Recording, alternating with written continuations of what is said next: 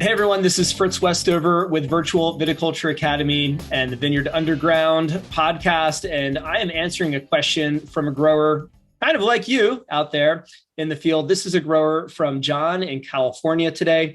And I'm going to go ahead and read his question and then show some photos so we can get into what he's doing here. John says he's got questions about topping his vines during the season, during the growing season. So he says, I have about 25 vines that are in their first leaf.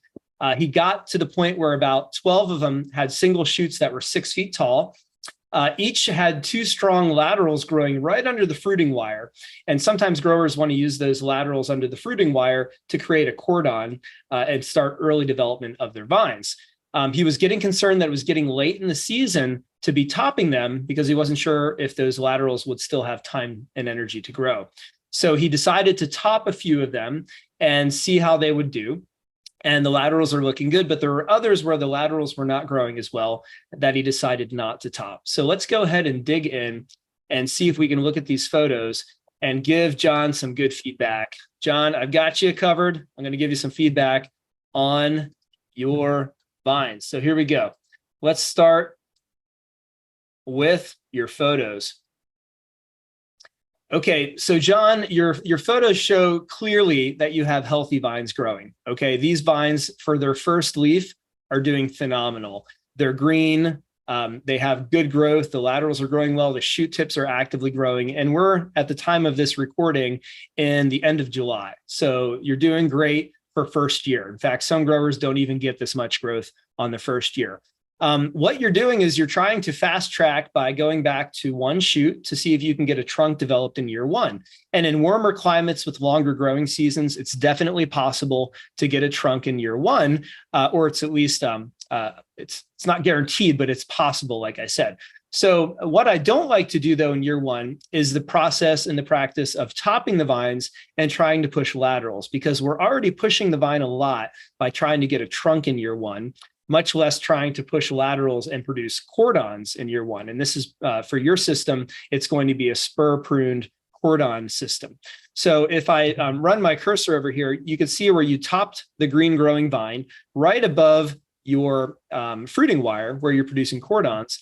And it was at least about pencil size when you topped it. And that's the requirement. If it's too small and skinny, it's too early to top it. You've got to be at least pencil size, or even better, if you can get to 3/8 of an inch or at least 8 millimeters in diameter before you top that vine, that's ideal. But I don't typically like to top vines in their first leaf, because typically producing a trunk, here's your fruiting wire, and producing cordons all in year one is asking too much of the vine, and you're going to produce too much crop in year two on that vine, and it will most likely be out of balance. Now, of course, there's always exceptions for very high vigor sites where maybe you can get away with it, but for the most part, in my experience, it's just too much to ask of that vine.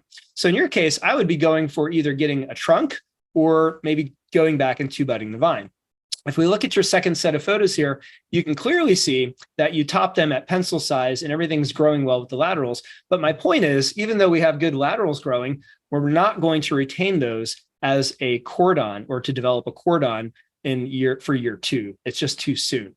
So what I prefer to do in year one is, if you're going to try to go for the trunk, go for the trunk. But like you show in this picture, where you have a vine that's growing all the way past your fruiting wire here and up through the catch wires, just let it continue to grow. You've done a good job at taping it off lightly, loosely, so you're not girdling it, and you're getting lots of leaf area. You can get lots of leaf area with just one trunk. You could even leave the laterals growing on that trunk. I see you have a lateral here on this one, some more forming up here.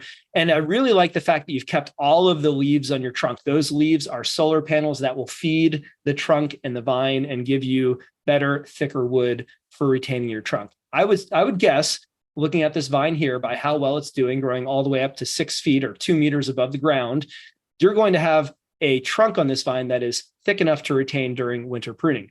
If your fruiting wire is this lowest wire right here, which you've told me it is, then we're going to cut the trunk right at the wire, but we're not going to do it now. You're going to wait until dormant pruning. So for you in California, that's going to be roughly January or February. And then you're going to grow some shoots from right out of the top of that trunk to form your cordons in year two. And that's the way I prefer to do it. So John, you are on track. You topped a few a little bit, maybe unnecessarily. They're still healthy and still growing well. So you haven't shot yourself in the foot or anything by doing that.